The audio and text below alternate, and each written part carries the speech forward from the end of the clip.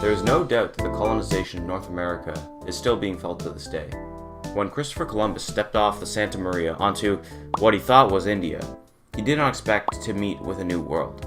The colonizers, in this case Europe, always benefit from owning more land, especially North America, which was nearly untouched by Europe. The colonized, however, are never happy with the colonization at the hands of someone else. Their culture is assimilated or outright lost to fit the standards of the higher power. This has an interesting effect on literature and film, having them being criticized from what is called the post-colonial literary critique. Similar to how postmodernism is a response to modernism, post-colonialism is a response to colonialism. This literary lens helps the reader focus on the dynamics of control and power from the higher class or country over the lower. This theme takes center stage in Aldous Huxley's Brave New World. The novel focuses on the dystopian future of the world state. Inspired by techno revolution, they treat Henry Ford as God.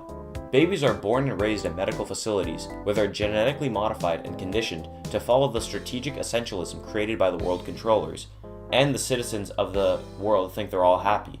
The novel deals with the world state's solution to appropriating the society of the past, and to marginalize the modern predecessors. With the world state's dominance over, well, the world, Brave New World embodies many of the ideas of the postmodern literary critique. Let's talk about that a little bit. If you know anything about Marxist philosophy, it's probably the idea that the ruling class uses their power to dominate over the lower classes, manipulating them into what the higher class wants.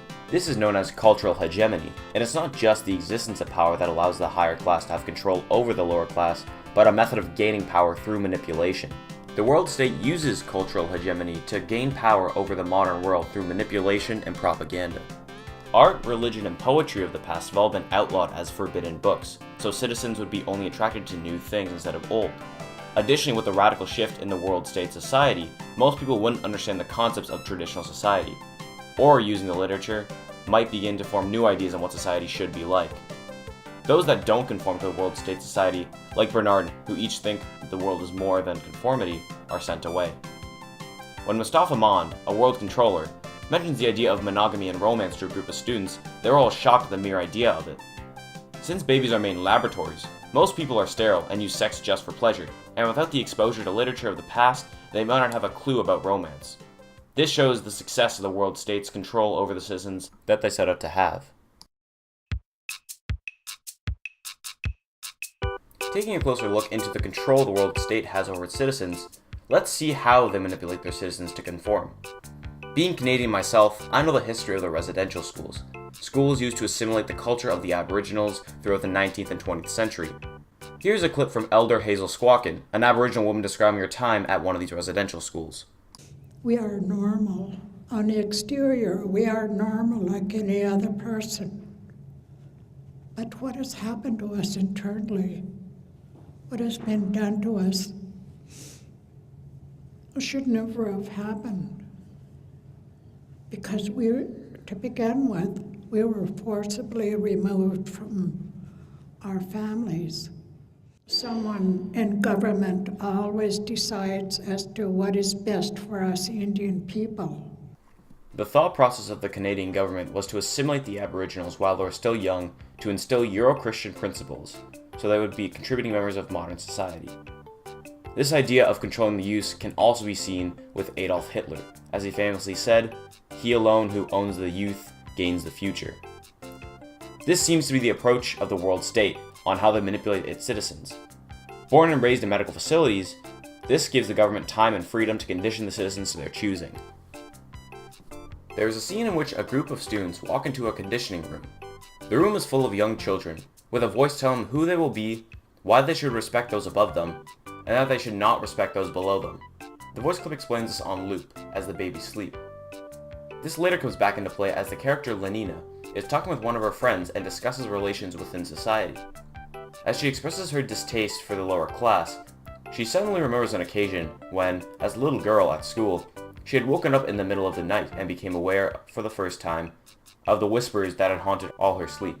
She continues to utter the same expression as she remembers her first shock of fear and surprise, her speculations through half of wakeful hour, and then under the influence of those endless repetitions, the gradual soothing of her mind, the soothing, the smoothing, the stealthy creeping of sleep. These passages show the influence the government has on its citizens. The values they are taught as children are ingrained in their memory to the point where they are repeating words word for word as they are taught. This goes to show just how strong the world government has a control over its citizens.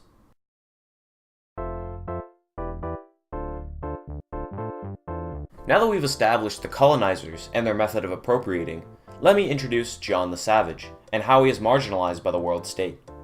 He is a boy born from natural birth in the reserves, where people of the old society live. There, he was able to read poetry and fell in love with Shakespeare. Through this, he learns about love, romance, and moral judgment. John longs to go to the world state, as he's an outcast among the Aboriginals because his mother is originally from the world state herself. So when Bernard and Lilina take John and his mother back to the world state, he finally gets his wish. He soon regrets it though, as he realizes that his beliefs of love, romance, and morality conflict that of the hybridity of the civilians of the world state. Although he is not marginalized by the rules of the world state, he is socially insignificant because of his views and status. His name has the suffix "the savage" to isolate him from the rest of society. The incident that best represents John's problem with society comes when he falls in love with Lilina, and Lilina falls in love with John. While for Lilina, that means having sex with him. For John, that means getting married. When John suggests this, she detests the idea, claiming that it's a horrible idea. For his sins of almost indulging in emotion, he isolates himself among the forest, where he disciplines himself by whipping his back. A crowd of people become attracted to his house because the people are interested in his unusual behavior and begin to mock him. In the end, he ends his own life. The tale of John the Savage is one of various accounts like this, where society isolates them for feeling anything not usual for people of the world state. In the society of the world state, they've reduced John the Savage and those like him to lesser human beings.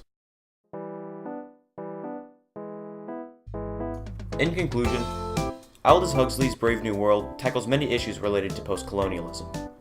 The manipulation and propaganda of the world controllers represents the cultural homogeny of the world controllers over the citizens of the world state. The use of conditioning and genetic editing allow the world state to appropriate the children from birth to obey the laws of the world state. And the combination of those marginalize the Aboriginal and free thinkers of the world, like John. Aldous Huxley paints an interesting picture of what society might be like if true world peace were to be achieved, but at what cost? Thank you for watching.